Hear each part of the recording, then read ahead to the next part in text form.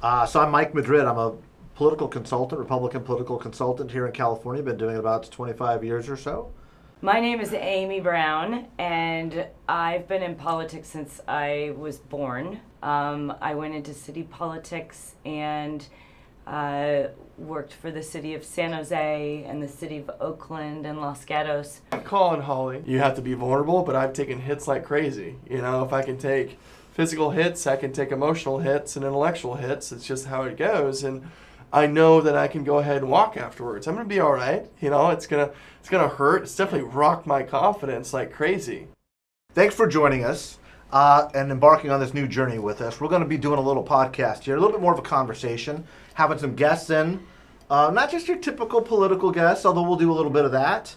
We'll be bringing in some different figures, both famous and infamous and unknown, people we think that'll be interesting to kind of really catalyze a conversation about what's right and what's wrong with the system that we're all living and working in. Is that a fair characterization? Fair characterization. It's going to be a hell of a good time. I don't even know what the hell we're talking about. You're going to want to hang out. You're going to want to spend a little bit of time with us, listen to the conversation, get a little few things to take back home. Grab a little vodka, water, or water. Or water. Salud. We don't have those limitations, by the way. We can drink. I do. Okay. I have a reputation to uphold. The idea behind this concept, this project, was a conversation that the three of us had probably just about a month or so ago. Kind of this realization that something is terribly wrong with the political system that we are all engaged in some way, shape, or form. And it doesn't resemble a whole lot of why we got into it. But I think that each of us, from our own unique perspectives, feels that there's something that we could add to it to make the system better. And a lot of that began with a conversation, really a friendship, Right. that you and I have had over 20 years. Mm-hmm. I got to say, I've probably gotten to know you a lot better in the last few months than I have in the previous 20 years, even though we've been pretty close friends. Go fuck yourself, Madrid. Yeah. All right. Because I got into better understanding about who you were and how you grew up and what that meant. And that's what you bring to the field here in Sacramento in politics. And part of that was meeting a childhood friend who, while you didn't spend a whole lot of time with him, the connection is undeniable. And fascinating personality in his own right, and we've all become kind of quick friends. Mike. Isn't that great? You like that? Yeah. Fishing for compliments? That's perfect. Colin and I go way back before we were even born, if that's possible. Very true. His dad and my dad played on what was arguably one of the most successful Cal rugby teams of all time. And Lauren Hawley, Colin's dad, and my dad, Tom Brown, were on this championship team from 60, I would say 3 to 7. Is that about right? Yep. And they sort of took rugby by storm and put it on the map. I was a little kid after my dad, graduated from Cal, although the graduation's, I haven't seen proof of it yet, but we'll figure that out later. I haven't either. Right? Yeah, Did it they happen? could be dropouts, but that's not what we're going to talk about here. Anyway, these two created or were a part of a rugby culture that sort of transcended beyond generations. And so when my dad and his dad played for this sort of semi-pro team after college called the Old Bay Bats, I remember watching my dad as a college student. Colin was very young. I think you were 2 or 3 years old. And the rugby kids just sort of gravitated towards each other and helped each other out and babysat each other and made sure that we were fed and watered because our dads were busy on the field.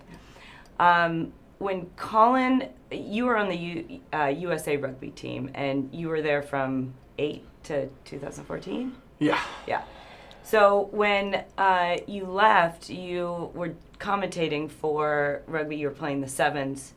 So my dad reached out to me and said, hey, Hawley's kid wants to maybe get into politics, right? Yeah. There was no, even though you and I didn't have a long, friendship growing up in that space, we were part of the same family. Yes. And so there was no question that I was going to open my doors and say, hey, bring Holly's kid in, and we're going to figure out how you're going to make the next jump from professional sports into politics, which is something that you love.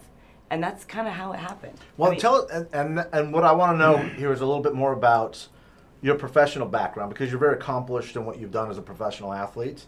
Your time at Cal, your time in the international stage. You're a humble guy, unlike us. So we'll help you. Yeah. We'll draw that out of you. Probably embellish a little bit. Yeah, that's what we do. But tell us a little bit about what rugby has meant to you. Rugby, by the way, is going to be the common denominator here. Yeah. With the exception of me not knowing anything about it.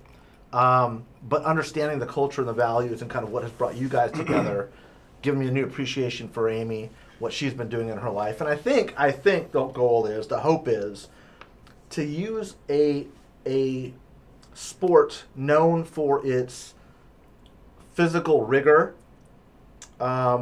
its rough and tumble nature, but it's really positive cultural attributes to teach us how you can have an adversary on the field, leave it all out there, but become good friends in the process without destroying each other. Yeah, completely. I think where we're going to get to by the end of this, what we've talked about, is how rugby is this brutal game played by beasts of men that are essentially held to a code of conduct that's on the field, even though it's brutal and you do a little cheeky thing here and there. Maybe you actually get punched for doing something cheeky.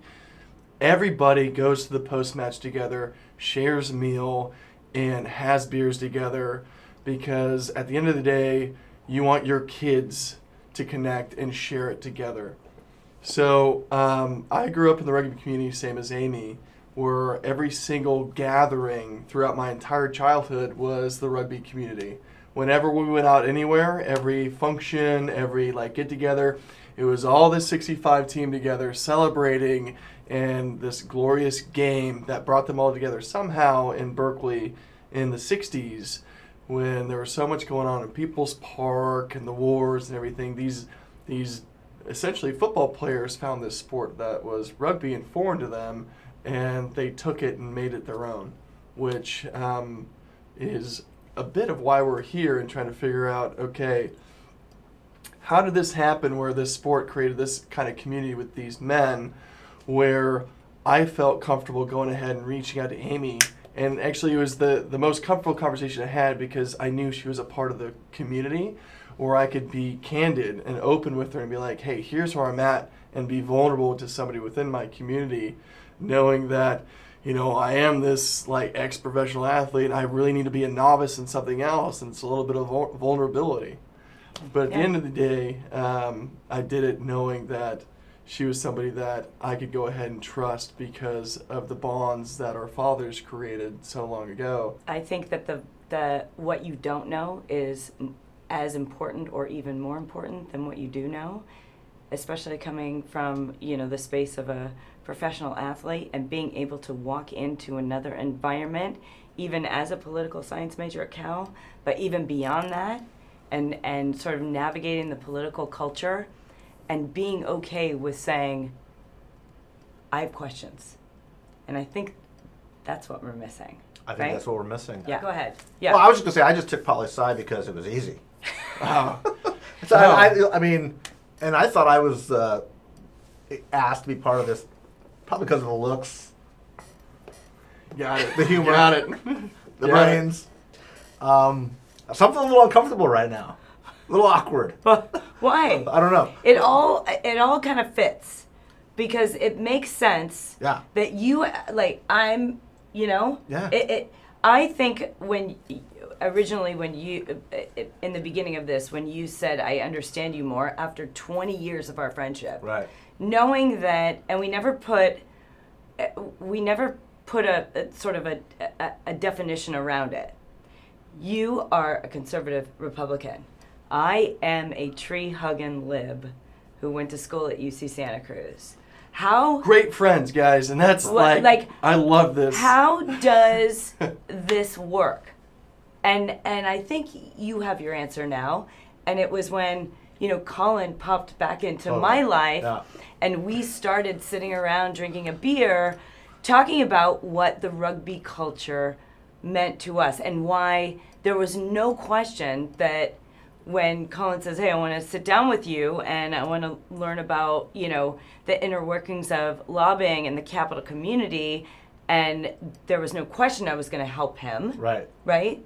Now you understand. Now, So I understand. that's Yeah. And I mean, look, you're the consummate professional. You're very successful here in town. But beyond that, I think what it gave me was some insight on what was driving not just you and your personality, which is unique here in town, right?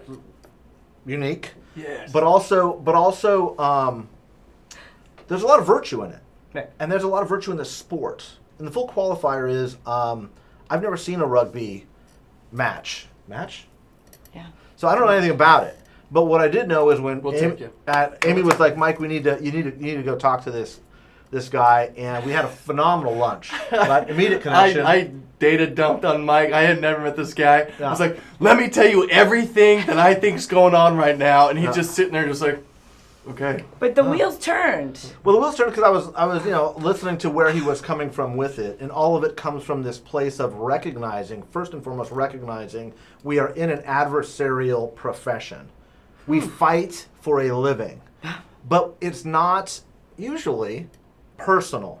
We all have some of those fights, and we're going to talk about them, and we're going to have some guests in here because I got some tough questions to ask, right? But beyond that, there is a sense that we are playing a bigger game. There is something that we're all working towards, and that's why we got into this business in the first place. At least that's why I got into it.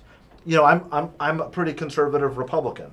I'm at huge odds with my own party right now, and I have for the past couple of years been very public about that because I think my party has lost its way, not just on what its core beliefs and ideologies, but most importantly in its commitment to this country. And I also believe the Democratic Party has lost its way also. I believe they've both lost this belief in something bigger than themselves, where their party and their ideology is more important than our common purpose. And what I heard in the conversation with Colin when we first met was kind of a tribe of tribes. Is you are a rugby player because you honor the sport, you honor the game, you honor the legacy of your fathers, you honor the virtues that are handed down to you on what is important. And what I was hearing, 90% of what I was hearing was the culture of the sport, not necessarily the tactics of the game. The memories are who you are as players and how you treat your opponents. And opponents who you're beating the crap out of just a couple hours before, and how you honor them and you honor what you are trying to accomplish together. And that, I think, is what I was looking for in politics, is to create a better society, to fight for people and things that did not have a voice, even with people who disagreed with me. And what I found was it was easier to make enemies than to make amends. Right. And it's easier to fight than it is to solve problems.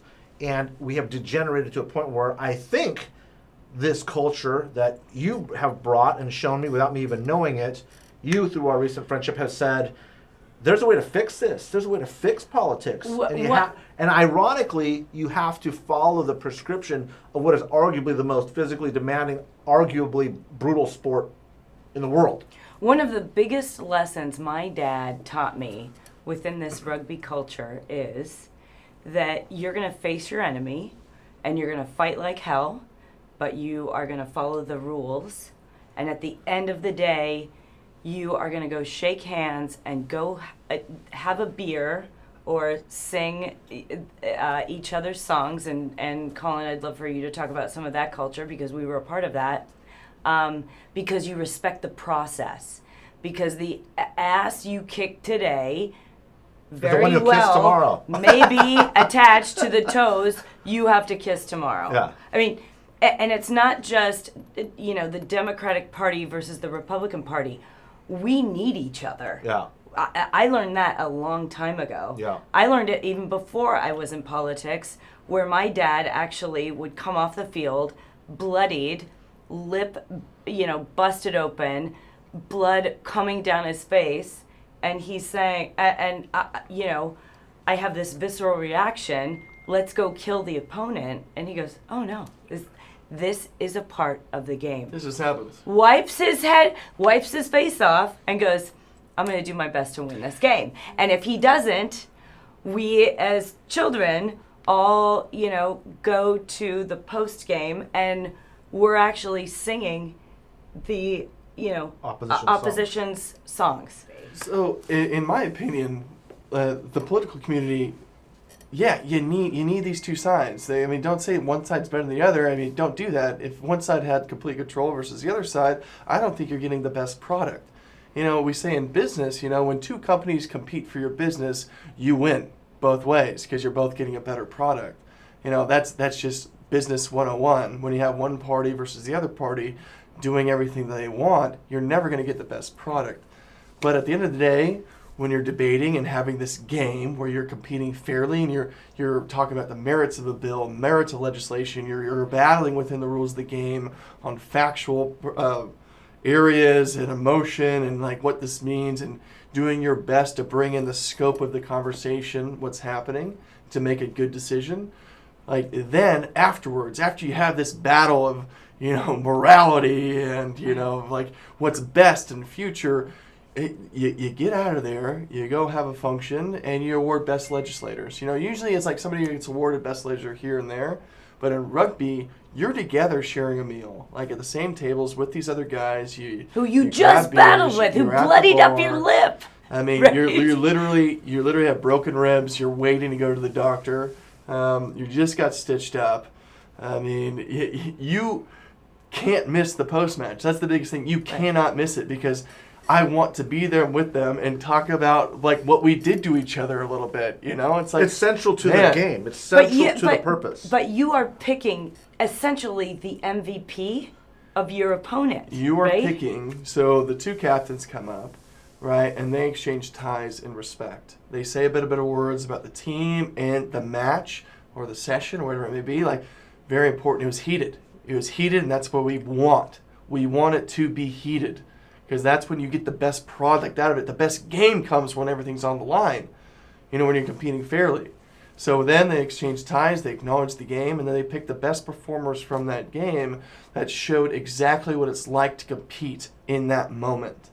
So those guys become these kind of leaders throughout the teams. Like, did you see what he did there? Did you see what he did there? They epitomize what it is to compete at that level. And just that acknowledgement gets people going ahead in the same direction. Like, okay, if it's Louis, man, okay, how'd you do this? What'd you do? You're like, all right, just he's got something there that you need to share. And it's not as cut and dry as you'd like to think, but it's a community aspect, which I would hope within the building, you're sharing ways to go ahead and figure out how to do this together. Well, and imagine for a moment what would happen if the Democrats at the end of the session got together and said legislator of the year, chose the Republican legislator man of the year. Match. Right, the man of the match. Or the Republican caucus got together and chose who the legislator of that session would be. Amazing. But they would also be attacked by their own caucus and by their own constituency because what we've allowed is the margins in society to dictate what is mainstream thought. Describe margins. Well, what I mean is the extremists. Those that do not value the game. Those that do not value a common purpose in society. Those that are speaking the loudest, making the most noise. Yeah, I think that's right. And what happens to those people in rugby? If you're not operating within the parameters of the overall purpose, there's got to be some sort of self-selecting or some sort of ostracizing that occurs. Yes. Where everybody kind of self-policing. That says, you know what? You're here to legislate, in political terms. You're here to do good. You're not going to get everything that you want. You're not going to hold the opposition scoreless 100% of the time. In fact, if you're in the minority party, the cards are stacked against you. You may not get a whole lot done, but you can still be productive, and that's the goal. You can still be involved. You can still influence the process. Now, if you do that, you are you're kind of viewed as a martyr from the extremists. Like, that's the goal. That's the virtue, is to not be a participant, to not be involved, to do everything you can to tear down the institution, to tear down what we're trying to accomplish. And that's something that I reject. I mean, I don't agree with a whole lot that goes on in here in California politically, probably very, very, very, very, very little. But that doesn't mean I want to destroy the institution. Absolutely. It goes back to our relationship, Yeah. right? You and I have serious fundamental disagreements on a lot of issues. Yeah. But when we get into that debate, and we do it quite often because it's fun and provocative, and I want to, I don't want to prove. Here's the deal. I don't approach you in a way where I want to prove you wrong. I approach you with my arguments because I want to learn where you're coming from, right? And so there's this element of trust and respect that at the end of the day, I hope that you learn a little something about where I'm coming from and vice versa. I might not change your mind entirely, but it gets to the point where we have a fundamental, newfound understanding for each other. And that, I think, is completely lacking in the political space. But what I learned and Colin learned growing up as ruggers, because it's you are going to fight like hell. You're gonna do whatever it can within the confines of the rules of the game, right, to win. And if you don't win or you do win, there's this fundamental element of respect for those who are opposing you. And I live by that. And it it's devastating to see that aspect has been crumbling over time, severely. And I think it's a culture of respect, like you just mentioned, and honor based off a set of virtues. And I don't want to kind of make it too sweeping and too epic, but it is something that has been very insightful for me to see that still exists and thrives in this culture, in this sport. And I think a lot of people might take offense to the idea that politics is somehow a game, and that's what they resent. But it's still the rules of the way we operate as a society. Right. People are elected to represent a voice. It doesn't mean you're elected to say, I get my way, or forget it, I'm gonna not be a participant in this process. And that, I think, comes from a breakdown in civility and respect and the desire to say, you know what, I'm not going to agree with you, Brownie. I'm not going to agree with you on most stuff, but I value where you come from, right, and I know that I can take something from that. So even if we disagree, I can say, you know what, I see what she's saying, and maybe I can adjust my thinking on this policy or this idea or even this candidate in a way that accommodates what you are saying, because there's inherent value in your experience. Right. So we can take what we agree on, albeit small, and we can push it into the middle and create some semblance of change in moving forward. All the ancillary stuff, like you said, the left and the right, as a lobbyist, I don't bother with that. Right. I bother with the middle. Right? Yeah. I mean, look, and I'm not even making an argument for moderation or centrism or the middle. I'm not saying that from a political perspective. Right. I'm saying it from a sort of Practical negotiations. Yeah. Whether we're talking about business, sports, politics, yeah, anything. That's the way you get stuff. That's the way progress is done in a diverse society. Absolutely. In the sport that you guys were came of age in, there is virtue in the conflict, because it's towards common purpose. If not, you're trying to win. You don't want to lose, but the defeat of your enemy is not eviscerating the opposition and completely dominating and destroying other rugby teams so that right, there's no other rugby team to compete with. Like, that's not the goal. That is the goal in politics today. And it wasn't. And the reason is because the nature of the players, who are driven by their own political bases, do not see virtue in the conflict. They do not see virtue in compromise. There is no virtue because there is no greater good. It is our way or it is the end of times. Is the Democrat, if you're a Republican, the Democrats are literally trying to destroy the Republic and destroy our way of life. And if you're a Democrat, you believe that the Republicans are evil and oppose everything that we stand for as a people. And if the other side wins, it's the end of our way of life. Breaking news here. The Republic will survive regardless of which side wins. I genuinely believe that. And when you stop believing that, you stop believing in the greater good. And that's where I would argue probably 80% of our legislators, or maybe more, maybe 90% of our legislators believe that if the opposition is evil, they are doing awful things. And rather than being a part of the solution, they would rather make enemies than make amends. And I don't necessarily mean amends in terms of a resolution of conflict. I mean making amendments to actually be involved in the political process. Is how can it's easy to throw bombs. Negativity is easy. It's easy to say no. It's hard work to get in there and actually influence the process especially if you're the minority in the minority party. But there is a reason why. There's a reason why people do not have those conversations, and it's because in a zero-sum game, it's winner take all. And that's not what the sport is about. Mike, you've been around for a long time. Not that When long. when did you see the shift? You know, Because back in the Willie Brown days, yeah, you would see him, closing, locking the gates of the assembly floor, but Yeah. then having a conversation with, Johnson and Scott Baugh and all those guys over at the David's Brass Rail. You don't see that anymore. no, but So you, for the but folks you, that didn't really know who those people are they like different people from either side of the spectrum, or what does this look yeah, like? I mean, like, and the old timers, even that still exist now, or when we were younger in the business and we listened to the Steve Thompsons and the Willie Browns, they would talk about this golden age of politics, where they would go to dinner together. Their wives were friends and would kind of socialize. I think in some ways there's a glorification of that era, and I'm not saying that we were necessarily in a better time. I would argue we are in a different time. That doesn't mean that we can't put that same virtue back into place. I don't think it's as easy as saying if our wives or our spouses just knew each other and we could go out and drink together afterwards, we could come to some sort of compromise on this legislation. That may be the case. I think there's a bigger, more fundamental problem, and that is these legislators are responding in a rational way to an irrational system. Is the virtue has not just broken down in the legislature, it's really broken down in society, where the Republican voter believes that the average Democrat is evil, and the average Democratic voter thinks the average Republican is evil, because we don't have that virtue as a society. We do not believe in a common good anymore, and in that moment, that's when you need more leadership and more people to take the risks and say, maybe it's not that important that I have a title.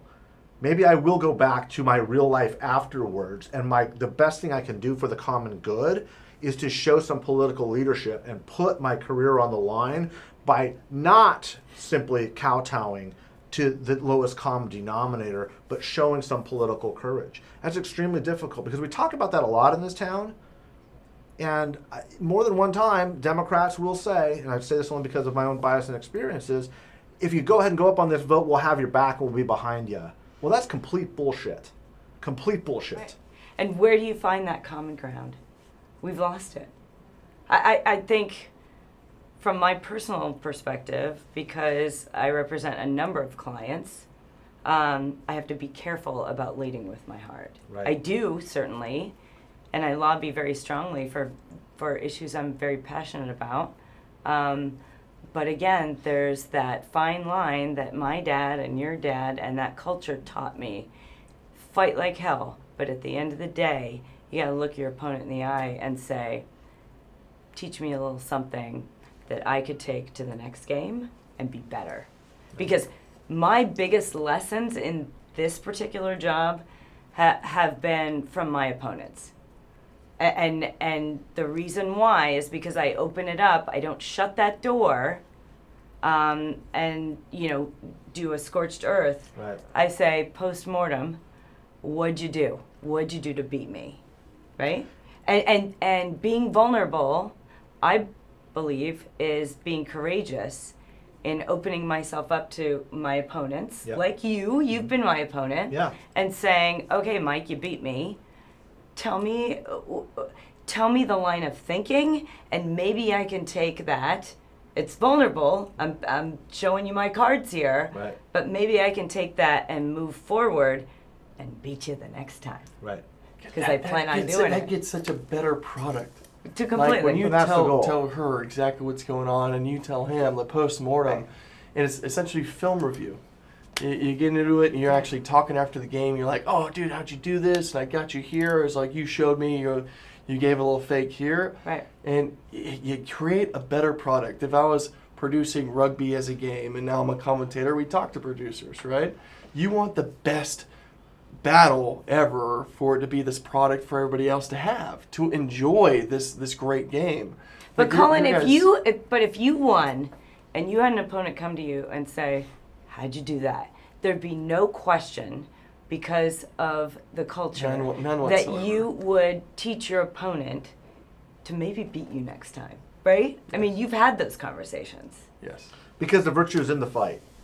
Yes, It's not. absolutely. It's not the dominance of your opponent. It's getting a better product because you're better opponents. Nobody's looking to do this, get you under the thumb. They're Right. looking to be here, all right? If you're not here with me and I'm not battling you at this level, like, I want you here because I know right now once you're there and I'm there, we're going to refine our skills and we're going to be better together. You're going to make me better, I'm going to make you better. Because the next time that guy kicks your ass, you're gonna be like, "How the fuck did you do Well, that?" how do you get better? It's that Right. whole thing. It's like when And you're the best in this group of people within your little silo, Right. and you're the best athlete there, and you never get challenged, right? And then you step out of your league into another league, and these guys have all been competing like crazy.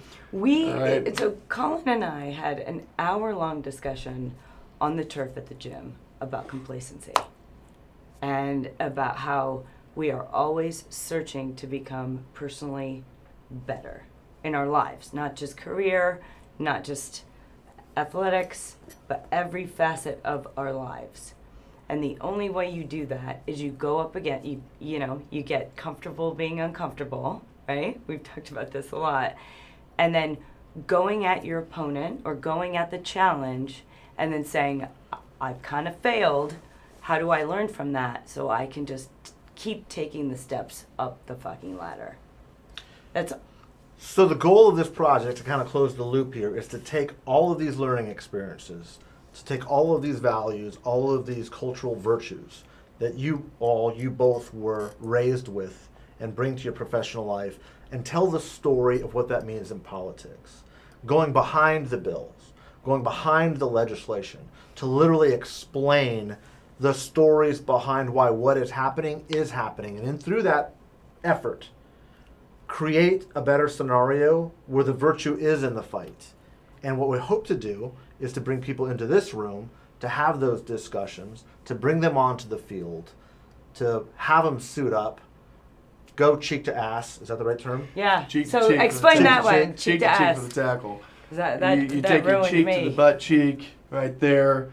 Amy's son, you went ahead and dipped her, and she got a big cut on her lip. Permanent.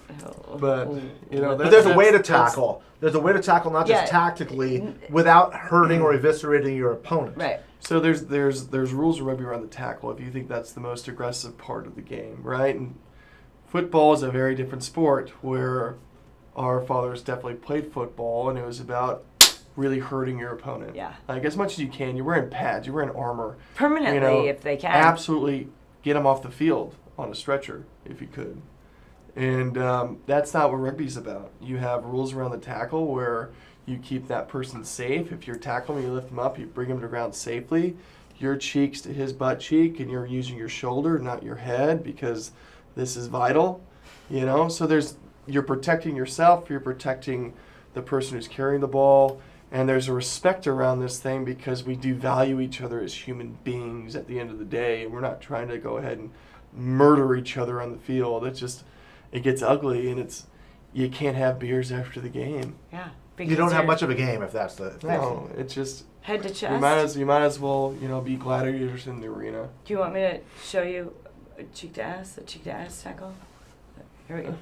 Ready? You get down low, and you kind of go Trying to do something the, to my ass. to the Is that what side, this is about? and you.